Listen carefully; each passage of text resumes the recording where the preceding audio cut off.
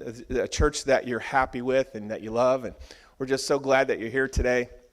You know, one of the things you can also do to stay in the loop of what's happening here at our church is to sign up for our digital weekly. The digital weekly is something that comes in your email each week, letting you know what's happening here at the church. It's a really great way to stay connected as well. The other thing I wanted to mention is at the end of the service, if anyone would like to have prayer, our prayer partners right over here in this prayer area would be happy to pray with you. Lastly, June 4th, coming up here in about 3 weeks, we're going to have a special guest. His name is Nigel Anderson. He goes by the stage name Legend, which is Nigel spelled backwards. And it's because God turned his life around. I like how he does his name. He's a hip-hop artist, but he's also a great preacher. And we're real excited to have him coming up here in just 3 weeks. Just invite your friends. Let's pack the house for Legend. It's going to be a great Sunday. And one last thing, I want to show you a video real quick in honor of Mother's Day.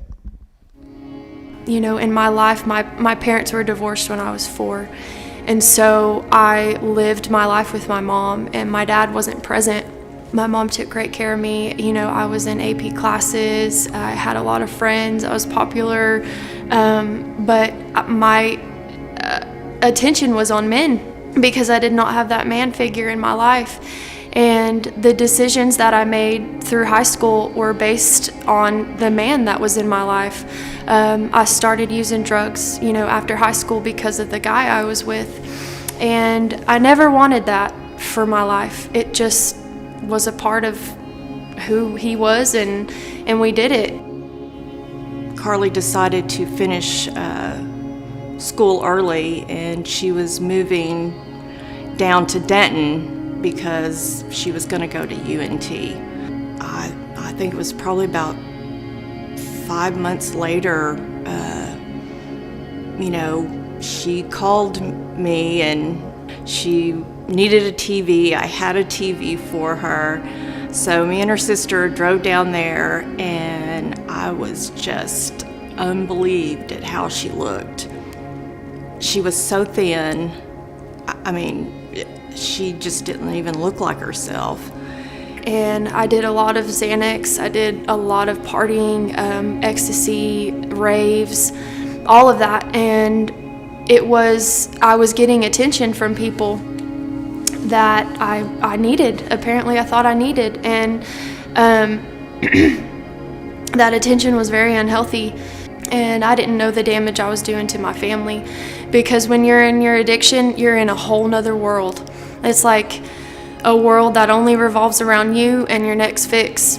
And so I got pregnant with Jane, and I thought it was going to stop, but the person I was with was using too. Her dad was using too, and it was super unhealthy. I quit meth for a little bit and was taking Xanax during my pregnancy to cope. I felt extremely alone in my pregnancy, and I thought, well, you know, I'm gonna try and get his attention. And so towards the end of my pregnancy, I started smoking meth again, and I quit 15 days before I had Jane.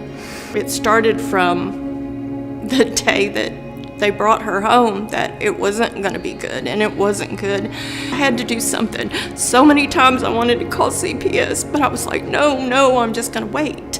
I'm going to wait. But then I had to. I had to call them, and it was the hardest thing that I ever had to do. But I had to stop thinking about Carly, and I had to start thinking about Jane. I remember when they took her, I was so angry, and because I was like, why didn't anybody tell me? Why didn't anybody want to help me, you know? And so it was April 1st, 2019. We had court, and so we went to court for CPS, and they said, we're going to terminate your rights. And so when I heard that, it was the words termination, I was like, oh no, you're not. Something snapped in me. Something realized I was at the end of my rope and I'm done, and I don't care what happens next. I don't care what it takes. And my lawyer at the time said something about, you need to check yourself into Hope Center. I'm like, yeah, sure, whatever that is, I'm down. And I went home and packed my bags, and 2 days later, here I am at Hope Center. Hope Center saved my child's life. We were at a Bible study, and we were reading, and it was Matthew 11:28. Come to me, all who are weary and heavy laden, and I will give you rest. I need rest because I've just been trying to do everything in my own strength. And it just leaped off the page, and I was like, Jesus says, come to me, and he's going to give me rest. And I just believed that, and just a peace came over me, and I was like, done, surrendered completely. So little by little, my mom would start coming out and bringing Jane, and I had hope. I had hope, and I was still just going to continue to do what I was doing. And I'm sitting here today in victory because my family has been completely restored to me. I have a relationship with my mom that I have never had. I talk to my dad. He's proud of me. Jane, she stays with me. My rights are still terminated, yet I'm working towards it. That's the looking through your spiritual eyes and having hope. Because although termination sounds like nothing, I've got her, 4 or 5 days out of the week, and I get to be mom. And it has given me a platform, a foundation for the rest of my life. It has brought me community. It has brought me people who are going to love me unconditionally. It has shown me what family is. It has taught me about Jesus. It has provided a church family for me. I mean, the list goes on. My cup is overflowing because of Hope Center. They take the broken and the addicted and throw them into this routine, which is the routine I use every day, and turn, it's like a tumbler, you get thrown into it and you get tumbled around, and the fire refines you, and then you come out this beautiful diamond. That's what Hope Center does. When you surrender to Jesus through Hope Center, it works 110%. All right, happy Mother's Day, and we're going to get to what that video was about and what that's got to do with Mother's Day. And so I just want to say happy Mother's Day to all of our moms this morning. Can we honor them this morning and thank our moms? So.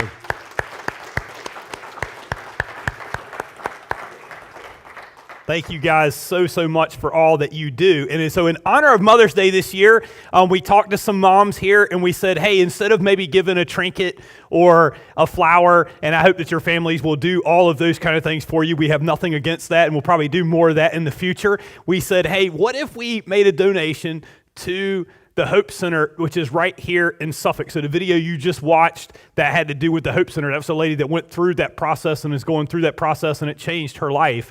And so we have one that's getting ready to start right here in Suffolk, and we are super excited for them to get started. In fact, they just got approval to get 5 residents. In the end, they will be having around 30 residents, but it has been a slow process for them. And so out of our legacy fund this year, we gave $700 to their Hope for Recovery. And what that is it sponsors a mom. And so to get into the program, a person has to come up with $700. That's the initial fee. And then over time, they start to work and they can be self-supporting and that kind of thing. And so we decided that, hey, we'll sponsor one of them in honor for you for Mother's Day. And so we know that, hey, a mom's heart, yep, that's great. And so I believe that a mom's heart is this, is they always want to help a child that's in need. And some of these ladies, they're at the last part where they don't have anybody else that can invest in them anymore, and that we can make that investment for them. So I think it's something that will give beyond just this one day. It will actually change a life. And so we're super excited for that. If you want to know more about Hope Center, inside your handout today is a place that you can go. If you go, hey, I got some money for Mother's Day, or you want to donate whatever, it's big or small gifts, or if you go, hey, I can't give money, but I might be able to help them, you can go to their website and see free, and they were more than happy to get help. They need a lot of help right now, a lot of different things going on, but it will make an impact that will last a lifetime. If you know anything about recovery, it is a slow, drudgerous process, but they got it down. They've done it many times. They're a great organization, and they'd be happy to talk to you if you got somebody that's in need as well. But just so you know, for all of our moms, we honor you today. Happy Mother's Day, and I hope you feel honored by that, okay? And right along with that goes with, we're starting a brand new series today. And while it is not about a mom, the person in here we're talking about today is not a mom, I believe that what we're going to talk about today and in this series has to do with an answer to a mom's prayer for their kids. That what I believe that most mothers want for their kids, especially the scariest thing for a mom, and I know because I'm married to one and I have one, and so what I know about that is that the scariest thing for them is their kid going into an unknown future. What do? How do we make sure they're prepared? And so in this graduation season where we're in this time of transition for a lot of people, if you can remember back to when you graduated, or maybe you got a graduate, or maybe you are a graduate, whether it be high school or college or something else, or actually anybody that's facing transition in life, an unknown future, then this message today is for you. We're going to take a look at what I believe is the most important life principle if you want to be successful. We're going to cover a lot of things in this series, but the thing we're going to cover today is this: the number one life principle for being successful or being significant. What God wants to do. There's two people in the Bible that I would recommend studying, especially for somebody that's younger. I wish I would have studied them. I wish I would have got this principle. In fact, I'll tell you this: the principle we're going to talk about today will make you or break you. It will bless you or curse you. If you follow it, it will bless you. If you don't, it will destroy your life.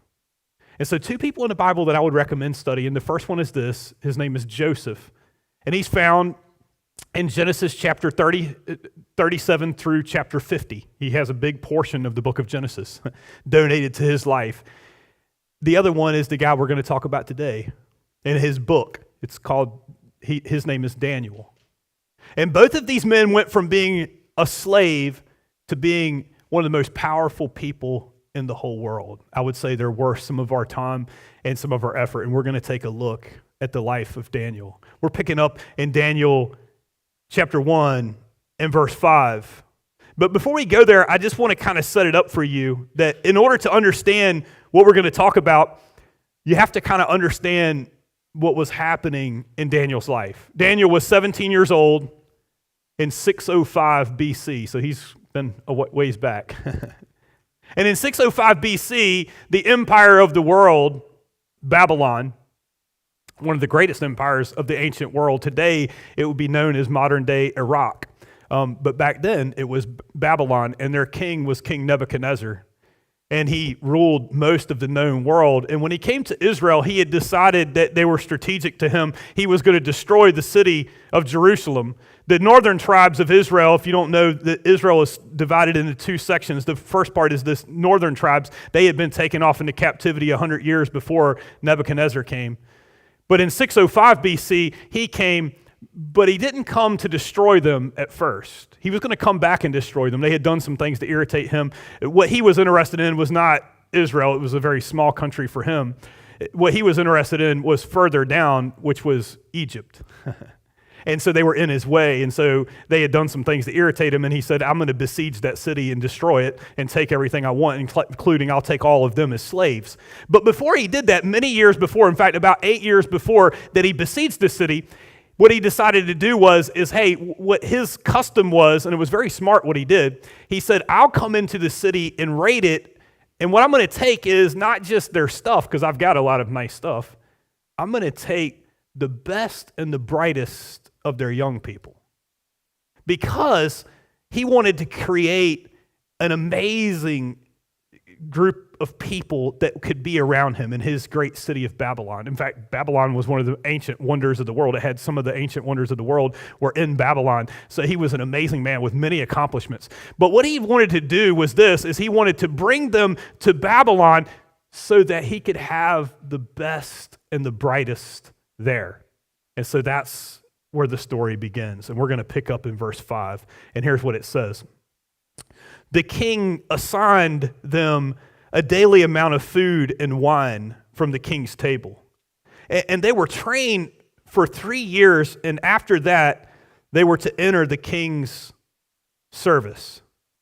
So that's exactly what I said. He would get them, and then he had an amazing thing, which is a trading program. So what he wanted to do is he goes, hey, I'll break into the city, I'll get the best and the brightest out, I'll take them back to Babylon, which was, in for them, it was, I wrote down how far, 750 miles, which doesn't sound like a long ways today, although for some of us, right, it's a long ways if you have to drive it.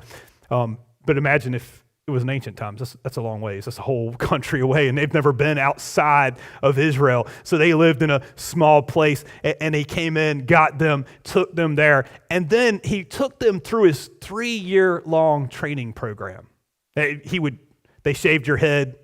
They put an earring in your ear, and now you were a slave of Babylon, but not exactly a slave. You were actually more like an apprenticeship. Does that make sense? And so in one way, you're kind of like, hey, you're scared. Like, hey, they came and grabbed me. Maybe they killed your family. I don't know. That's kind of rough, isn't it? So a little bit different than like a scholarship in our day, right? They don't usually kill your family, but sometimes they did. They didn't always kill everybody, but anybody got in their way. It was like, hey, we're in large and in charge, and we broke down your wall, and we came in and we took you. But then we give you a training program, and so what does it say? We're going to let you eat the best food. We're going to let you drink the best wine. You're going to be around the best people, and you're with the best and the brightest. So in one way, it's kind of flattering, right? It's like, hey, you selected me. And then in the training program, here's what we're going to do. We're going to indoctrinate you to our culture. See, we don't care what you think you know. All we wanted was somebody that we could mold. That's why we took the young people. Because the older people, honestly, they get set in their ways, right? They have political opinions. They have ideas. They have these religions that are all over the world. We don't want those ideas. What we want is for you to become Babylonian. And we'll teach you how to do that out of the best and the brightest. And then after your 3-year-long program and you pass the test, see now, this would be different for our kids today. If you don't pass the test, you know what we do? We just kill you, okay? That's just how it works, okay? That's what we do in Babylon. So in Babylon, you'll pass the test or you just won't be, okay? But if you pass the test, here's what you get to do. You get to live in the city of Babylon. You get to be around the king. You get to have the best of all that life offers. And that's the culture I want to indoctrinate. So that's what they would train them to do. They would change a little bit about them over time, right? They'd change their names. They would change what they did, all kinds of stuff, so that you would become Babylonian. We'll skip down to verse 8. But Daniel, this is the first time we kind of see him. But Daniel resolved not to defile himself with the royal food, with the wine. And he asked the chief official for permission not to defile himself this way. Now the question is why, right? I got to tell you, that's probably not a popular thing to do, okay? I mean, because you're going, you're kind of going here, you need to fit in, all right? Because this isn't one of these where you have human rights. There is only one right. It's Nebuchadnezzar. And Nebuchadnezzar is a ruthless guy. And by the way, you probably thought when he captured you, you were going to go work in the salt mines. That's where they had a lot of them working, okay? In the copper mines and in industry that regular people didn't want to do. So we would just use you up and get more mass labor to do all these jobs that would just kill somebody because you're free, right? We just took you. It's no big deal. But he treated you with all the respect and all this stuff, and now you're going to ask this? Are you crazy? We don't know exactly what it was about this that bothered Daniel. It could be a number of things. One is this. It could be against their dietary law. He was raised Jewish, and this is Mother's Day, and so maybe his mother instilled in him to say, hey, you got to follow what the Jewish dietary law, because it was more than just physical eating. It had to do with spiritual principles for them. It represented what God did, and it defiled them, and so there were certain foods they didn't eat, so maybe it wasn't kosher. The other thought would be is it could be that this meat was offered to idols, and that they believed that maybe that they got extra power because it was infused with the power of demons and that kind of thing. And so, but for whatever reason, it was a matter of conscience for Daniel. That he said, I can look down the path, and what I realize is this, is that if I keep going down this path, then I will become fully Babylonian. And this was his line in the sand. That he made a choice to say, hey, this isn't disconnected. I can see what's happening. In fact, they already changed his name. His name is Daniel, but they named him Belteshazzar. That has to do with the Baals and the gods that they worshiped. And so they changed his name, and it had to do with one of their gods. He said, you can change my name, you can cut my hair, you can make me wear your clothes, but this is where I have to draw the line. I have to draw the line here. I'm resolved to make this change, or else one day I'm going to wake up and I can see where this is going, and I'll no longer be who I am. I'll no longer believe in the same God. It will change my culture, but not just my culture. It's going to change what I believe, and I will be a Babylonian even in my heart. So he resolved. In other translations, the word resolve means this. It means he made up his mind, that he purposed in his heart. That's what it says. Or that he said, this is as far as I'm willing to go. I want to kind of pause here and just say, the biggest problem that I see in my life and in your life, okay, as your pastor, I can say that, right? What I believe causes our biggest regrets in life is unrestrained appetite. Is that true? Think about it in your life. An unrestrained appetite will cause your biggest regrets. Is that true? It's like, hey, you can enjoy certain things, but if you take it to an extreme, then it actually destroys your life. And giving in, if anybody's ever made a resolution, if anybody's ever said, hey, I'm going to decide to change something, giving in to temptation doesn't exactly resolve the tension of that temptation. It only weakens your resolve over time. It erodes your resolve over time. Does that make sense? You see, sometimes here's what I think we think. We think, if I just give in a little bit, then I'm going to feel better. Is that what, do you tell yourself that?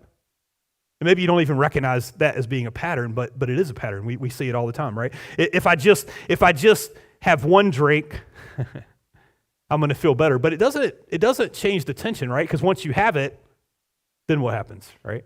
An appetite is never fully satisfied. Did you know that? No matter what you give yourself into, whether it be drinking, whether it be something else, whether it be, hey, it's just going to be recreational drugs, right? I'm just going to use a little bit, but then you hear the story with the lady. It's like, hey, it was fun, but then it's not so fun, right? I mean, going off your diet. I'm just going to go off just one time, but the tension's still there, right? Because no matter what you eat, no matter what you do, no matter what relationship you have, no matter whatever happens, you still want more, right? I remember as a kid when I remember the year I got Atari, and I thought, I'll never need another present again. Oh, but then there's another game, right? It just doesn't. If you give somebody something, realize it never is satisfied. For some people, it's just, hey, I'll just look at pornography a little bit. Actually, they don't even think of it that way, right? It's just like, hey, it kind of starts and you click and all of a sudden you end up and it's like, hey, how did this happen, right? How did I get down this path? I'm married, but it's just having coffee with somebody that's not my spouse, right? What's wrong with that? I mean, like that's kind of a step too far. That's kind of legalistic. There's nothing wrong with doing that. No, there's nothing wrong with doing that. But without the barrier, it's amazing how things turn into stuff that we don't mean it to do. It's just, I'll just use the credit card this time. I'm just going to make up for it this one time. But the appetite, the thing is never resolved. And when we give in, right, that's what they teach you when I've talked to my friends that interrogate people. And can I tell you something? Once you give in, it is so much easier to give in the second time. So the key principle I want you to write down for the day is this. The key principle of life when facing an unknown future is this, that compromise will not erase life's tension. It will only weaken your resolve. That compromise will not erase life's tension. It will only weaken your resolve. So let me ask you a question. Have you resolved? Or are you compromised? All right. I want to give you a verse. You can write this somewhere in the margin. It's not the main verse for today, but it's one that I think has helped me a lot in my life. Proverbs 22, verse 3. The Proverbs writer wrote this. He said, "A prudent man sees danger and takes refuge, but the simple, they keep going and they suffer for it." The prudent, meaning the wise, and the simple, the naive, the simpleton. Another word for it is stupid. The wise person looks down the path. That's what Daniel was doing. The simple person doesn't. They keep going. Sometimes the simple person even knows what's on the path, but they just go, hey, I think it's just going to work out. This is a very important thing. You see, the wise person understands that life is connected. The simple person thinks that it's disconnected. They don't realize that there's a connection, that it's not just a decision I make, it's a path that I'm actually going down.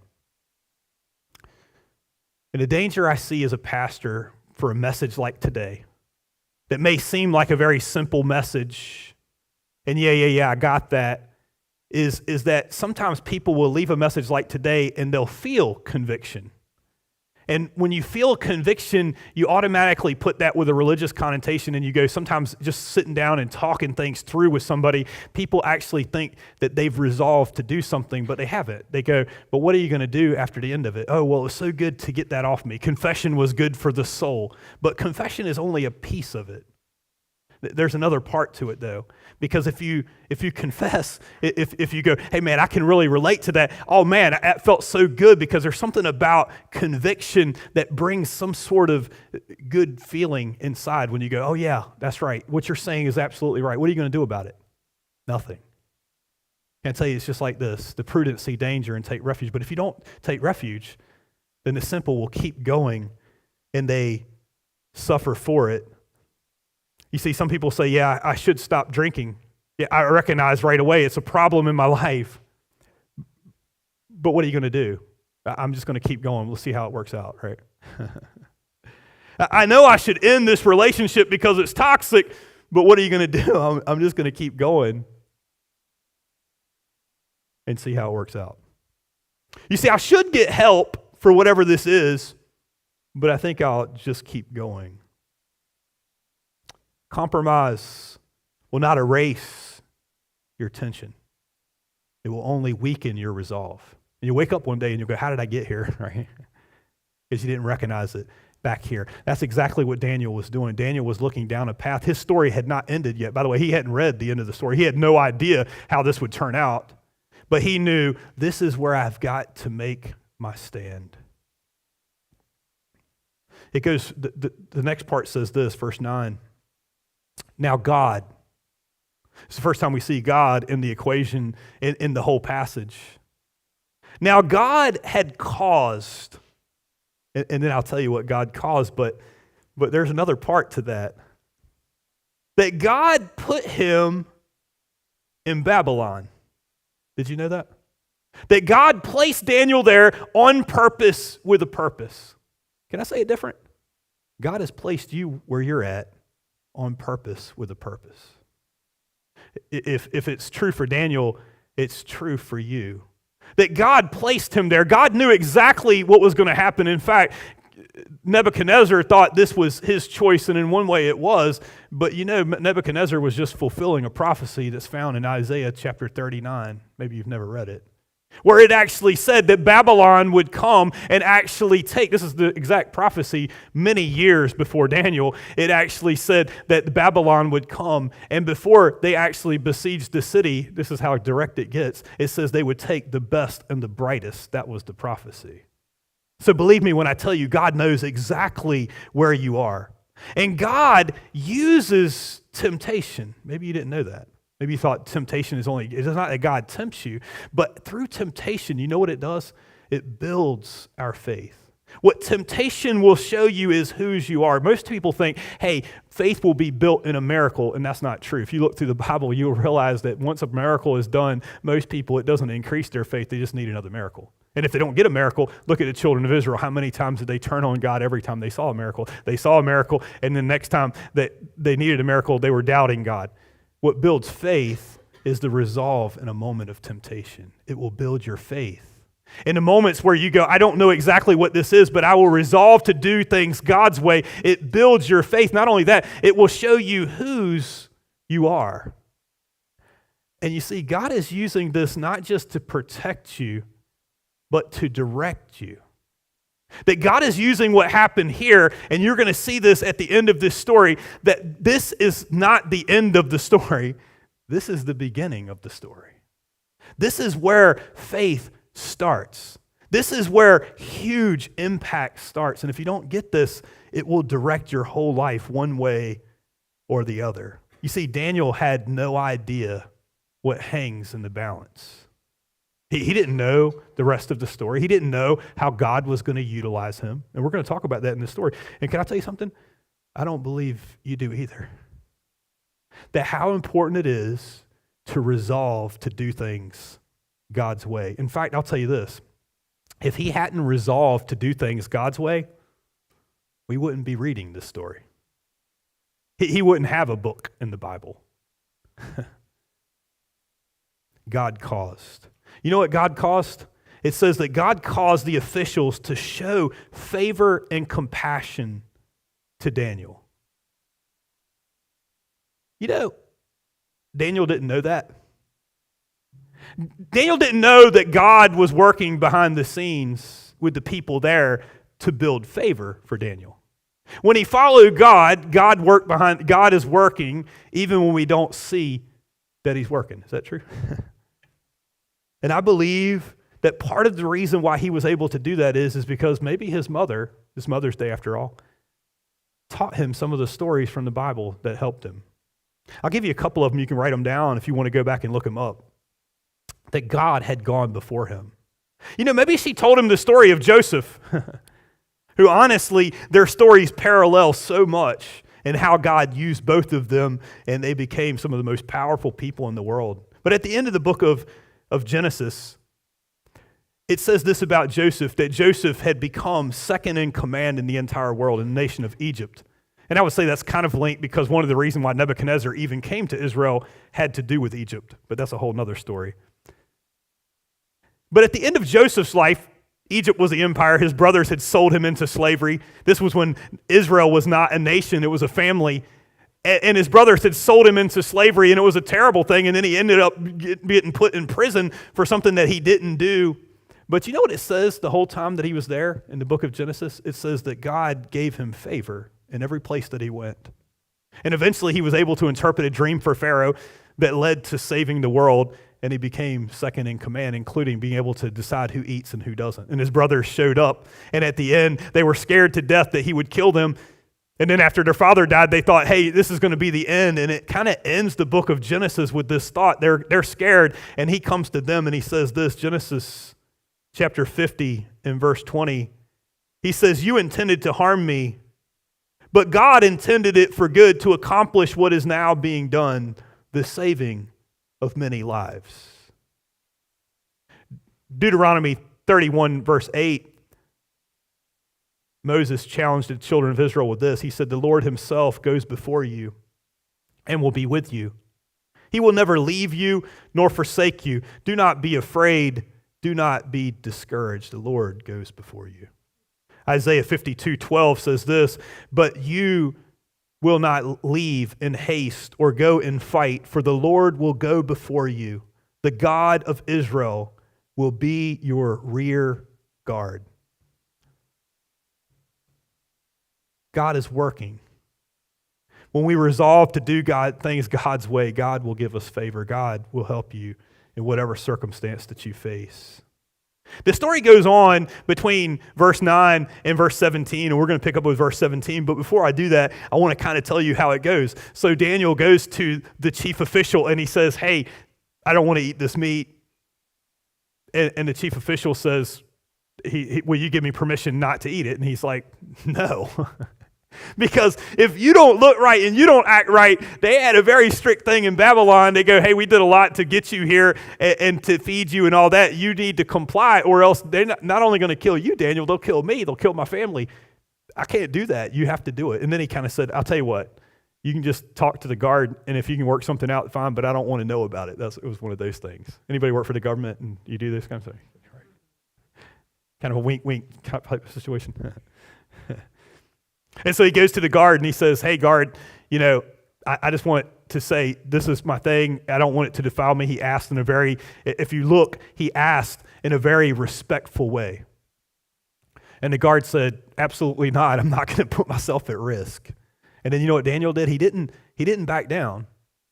He said, can you just give me 10 days? Give me 10 days and let's see what God can do. And the guard's like, okay. And so they gave him 10 days. You know what I want you to see here? He asked respectfully, but he did ask. There's two sides to that. One is that he stood firm with his convictions.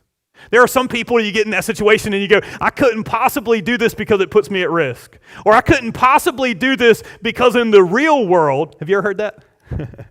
I used to work with contractors and do some contracting jobs. And in the real world, it doesn't work that way, does it?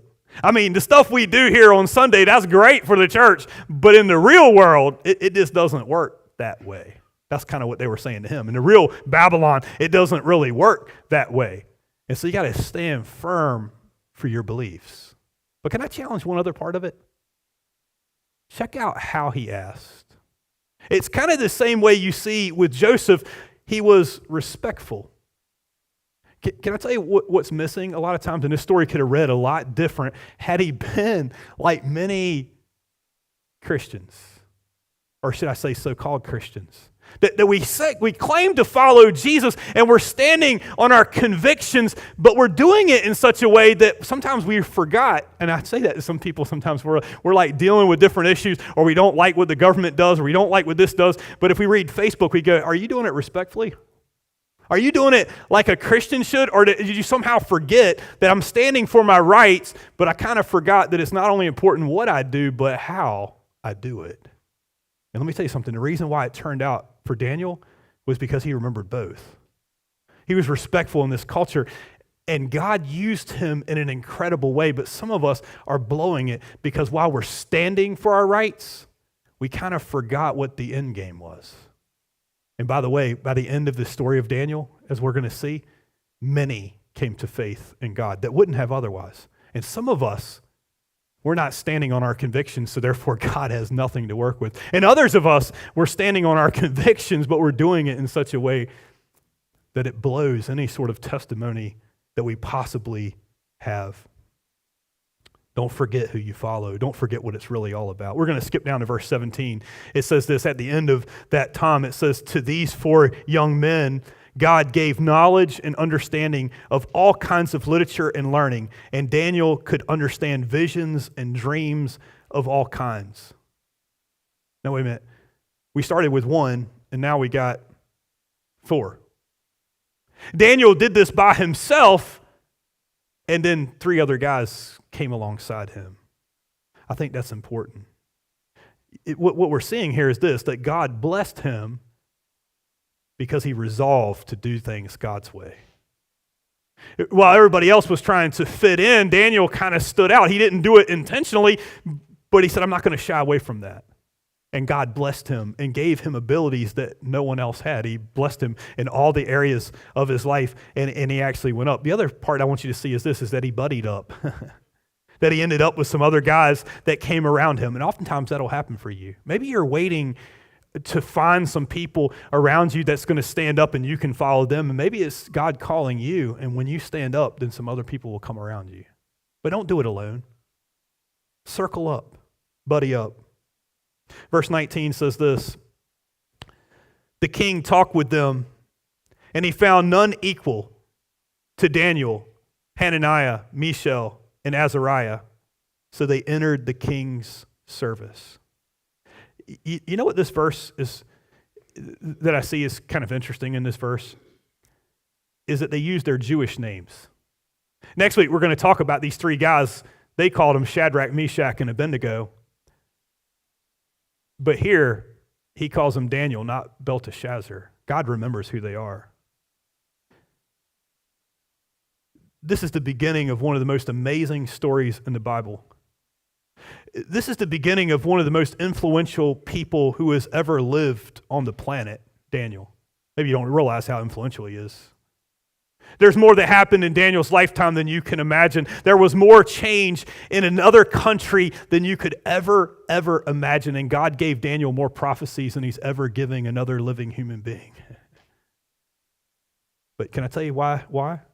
This is so important that we get, because it could easily be missed, because he resolved to do things God's way. So let me ask you a question today. Have you? That compromise will not erase life's tension. It will only weaken your resolve. So let me ask you, are you resolved? Or are you compromised? Can we go through a couple things?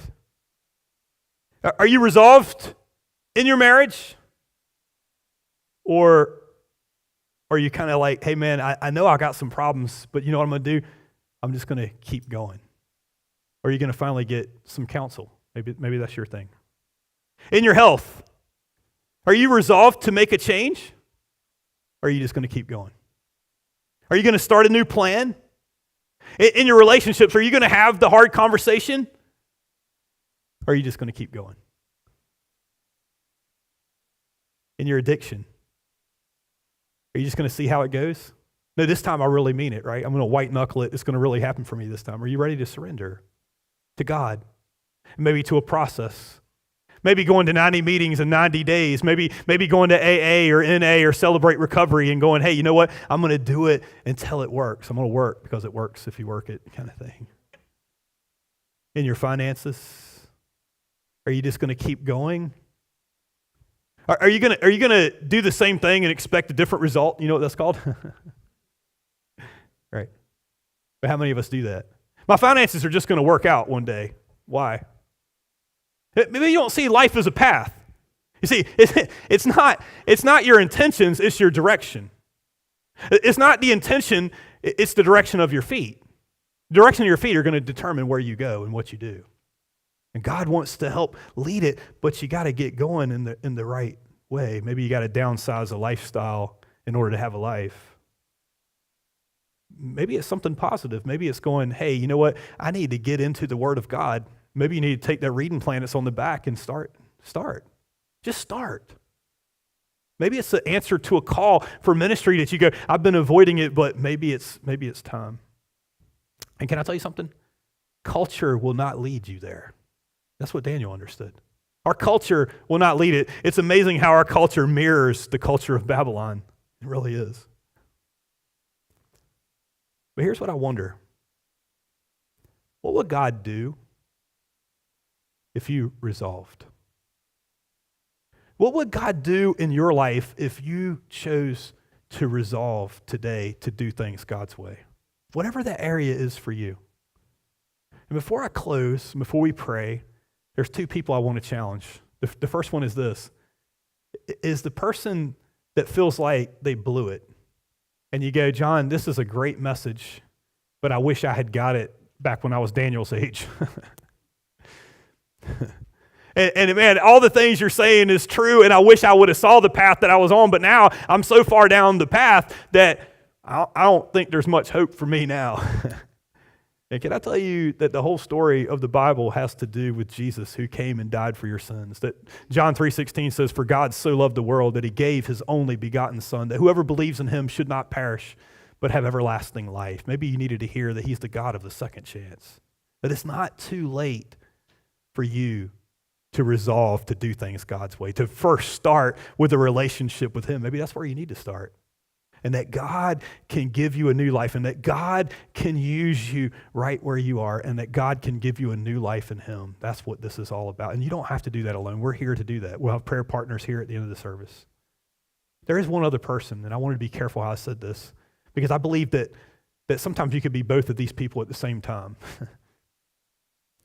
It's the person that's going to look at what I had to say today and say, man, that was good, John. You know what? Yeah, I probably need to do that. But you're going to walk out these doors, and you know what you're going to do? You're just going to keep going. you're not going to change. You're going to feel conviction, and you're going to think the feeling of conviction is replaced by actually acting on your conviction. And what I'm hoping in this moment is maybe God's speaking to you and you go, you know what, maybe I really do. And it's the same answer for both people. You know what it is? To surrender to God today. Let's do it God's way. By the way, in the next few weeks, we're going to tell you all the stuff that happened in Daniel's life, and you're going to go, wow, what a guy who impacted the world. Can I tell you something? We don't remember any of the people who compromised their convictions. Did you know that? There's only a few handful of people we remember from the book of Daniel over 2,700 years later. But we remember Daniel. What will you do?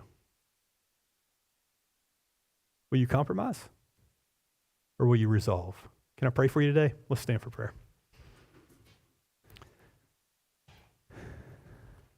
Father God, we come before you today. Lord, I thank you so much for your word. And I pray, just like I believe there's many mothers that have been praying for a long time for their kid to get this. And I believe we have an opportunity today to get it. So I pray, Lord, speak to our heart, speak to our spirit. Lord, the thing that I can't do. And while it's a simple message, a simple one point, it's not about the point that I'm trying to make, Lord. I believe you're speaking to the heart. God, I believe there's probably somebody here that they've been on a path for a while, and Lord, I pray, help them to see you. I pray for the one that maybe walked through these doors and they go, I didn't need somebody else to push me down. I didn't need somebody to poke me or prod me and tell me how bad I am and just make me feel guilty. I pray, Lord, that's not what they see. That they see a Savior that died for them and rose from the dead. And that, Lord, if they would come to you, you are offering them resurrection power to restore a relationship with God.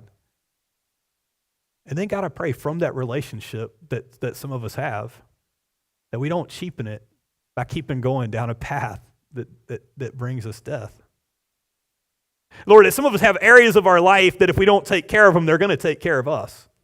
And sometimes we think, if I just keep going a little bit longer, it's going to get better, but it hasn't gotten better.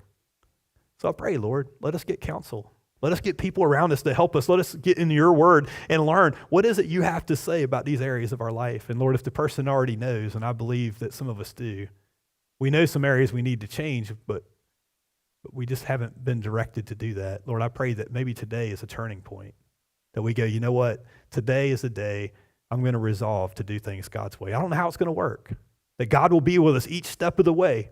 And I pray as we make ourselves resolve to do things your way, Lord, that we go, hey, you know what? It's going to change my life. And Lord, I have never known a person yet that made a decision to follow you that ever regretted it. Lord, there's a whole bunch of us that chose not to, and I got to tell you, we've all regretted it. But Lord, today is the day we can get back on track. That person that feels like they blew it and they could never come back again, God, I pray you give them new hope. That person that maybe is not taking this seriously because maybe they just don't want to think about it, God, I pray, bring it to light so they realize you're not pushing them down. Lord, you're giving them a hope in a future, something beyond anything they can dream or think or ask. And God, I can't wait to see what you're going to do.